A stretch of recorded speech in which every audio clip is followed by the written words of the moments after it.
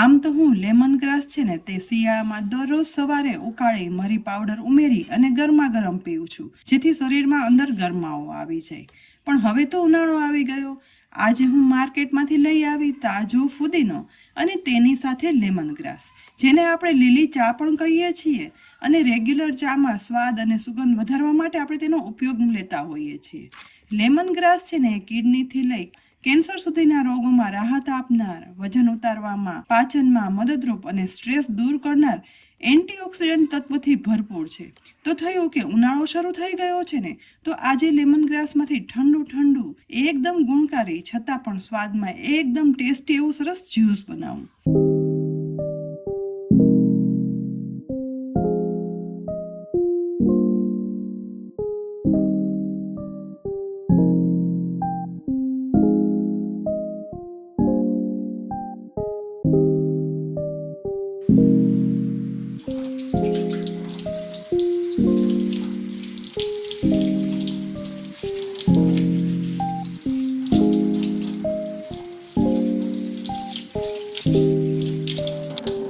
Lemon grass અને ફુદીનાને પાણીથી સાફ કરી લીધા છે અને એ પછી બંને કોરા થાય ને એટલે ચપ્પુ વડે આ રીતે સૌથી પહેલાં લેમન ગ્રાસની 4 થી 5 ડાળીઓ લઈ અને નાના મોટા ટુકડા કરી લેવાના છે.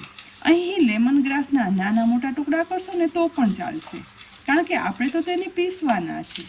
2 વ્યક્તિ માટે જ્યુસ બનાવવું છે ને એટલે મેં 4 થી 5 દાંડી લેમન ગ્રાસની લઈ લીધી હતી.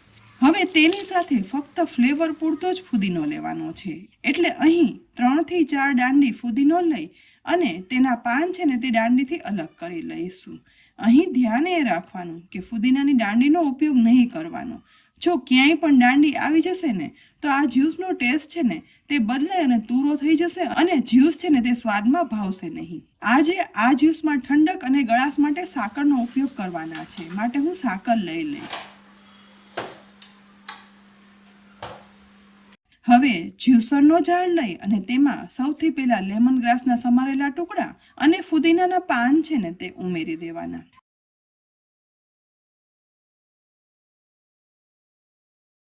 સાથે સાથે 2 ટેબલસ્પૂન સાકર પણ ઉમેરવાની છે. અહીં સાકરની બદલે મધ અથવા ગોળ વાપરવો હોય ને તો તે પણ વાપરી શકાય છે, પરંતુ મેં તો આપણે જનરલી ઉનાળામાં સાકર વાપરીએ ને એટલે તે લીધી છે. તેની સાથે 1/8 ટીસ્પૂન સંચળ પાવડર ઉમેરી દેવાનો. ઉપરથી અડધા લીંબુનો રસ પણ નીચોવી દઈશું, જેથી એકદમ સરસ સ્વાદમાં આ જ્યુસ લાગે. એ પછી અહીં મેં ફ્રીઝનું ઠંડુ પાણી લીધું છે. તો આ ઠંડા પાણીમાંથી અડધા ગ્લાસ જેટલું પાણી છે ને તે જ્યુસરના જારમાં ઉમેરી દઈશું.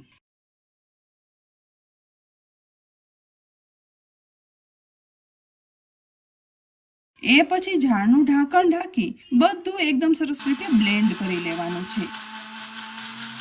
હવે પોળો મોટો બોલ પર ગળી રાખી એકદમ ફ્લેવરફુલ જ્યુસ છે ને તે ઉમેરી દેવાનું અને તેને ગાળી લેવાનું છે. આટલા સરસ નેચરલ ગ્રીન કલર સાથે આ જ્યુસ સુગંધ સાથે સ્વાદમાં પણ એટલું બધું ટેસ્ટી બને છે.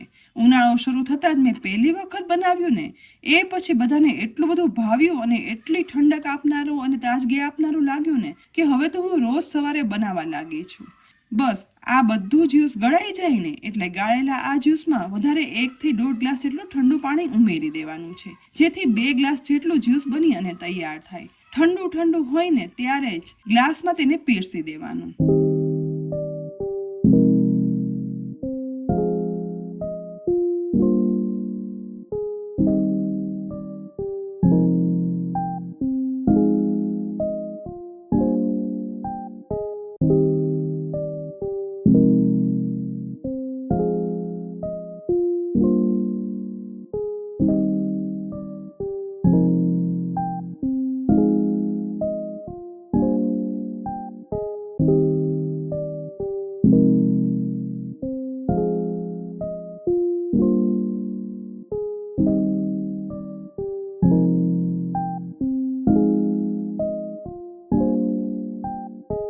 ઉનાળામાં આપણે દર વખતે રેગ્યુલર લીંબુનું, વરિયાળીનું, ગુલાબનું શરબત બનાવતા હોઈએ છીએ, પણ આ તો બિલકુલ અલગ, એકદમ તાજગી આપનાર અને એકદમ સ્વાદ અને સુગંધથી ભરપૂર, ગુણોથી ભરપૂર લેમન ગ્રાસનું આ જ્યુસ ઉનાળાની ગરમીમાં ઠંડક જ આપે છે અને તાજગી તો અલગ. તો આ વખતે મેં એક તમારી સાથે નવી જ રેસીપી શેર કરી જે મને ખૂબ જ ઉપયોગી લાગી અને ભાવી પણ ખરા. ફ્રેન્ડ્સ, આ રેસીપીની ટ્રાય તમે ચોક્કસથી કરજો. તમે ખરેખર આખો ઉનાળો બનાવતા થઈ જશો. અને રેસીપી જો ખરેખર ઉપયોગી લાગી હોય ને તો આ રેસીપીને લાઇક કરી અને શેર કરી દેજો. સાથે જ અમારી યુટ્યુબ ચેનલને સબસ્ક્રાઈબ કરી અને અમારા ફેસબુક પેજને લાઇક કરી અને ફોલો કરી દેજો, જેથી આવનારી અનેક રેસીપીના અપડેટ્સ તમને તુરંત જ મળે. આવતીકાલે ફરી મળશું એક નવી રેસીપી સાથે. ત્યાં સુધી આવજો.